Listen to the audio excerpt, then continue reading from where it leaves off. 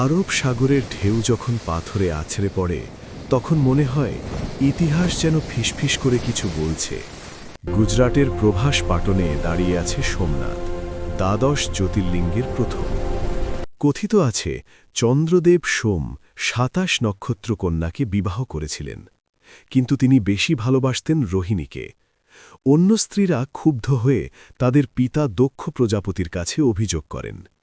দক্ষ রুষ্ট হয়ে চন্দ্রকে অভিশাপ দিলেন, তোমার জ্যোতি ক্ষয় হবে।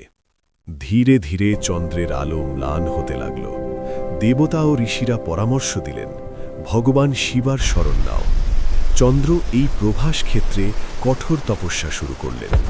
বছরের পর বছর ধ্যান, উপবাস, প্রার্থনা। অবশেষে শিব প্রকাশ পেলেন অসীম আলোর স্তম্ভ হয়ে। তিনি বললেন, অভিশাপ পুরো যাবে না, কিন্তু তুমি ক্ষয় ও বৃদ্ধি এই চক্রে চিরন্তন হবে। সেই থেকে চন্দ্রের ক্ষয় ও পূর্ণিমার নিয়ম শুরু হয়, আর শিব এখানে স্থাপিত হলেন সোমনাথ, অর্থাৎ চন্দ্রের ঈশ্বর। কিন্তু গল্প এখানেই শেষ নয়। ইতিহাসে বহুবার এই মন্দির ভাঙা হয়েছে। মামুদ গাজনির আক্রমণ থেকে শুরু করে আরও অনেক ধ্বংসযজ্ঞ।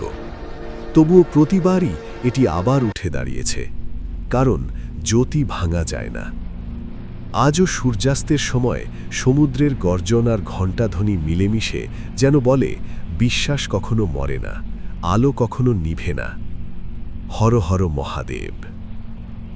এমন আরও প্রাচীন জ্ঞান, আত্ম উন্নয়ন ও দর্শনের গল্প পেতে দর্শন কথা চ্যানেলটি লাইক, শেয়ার ও সাবস্ক্রাইব করুন।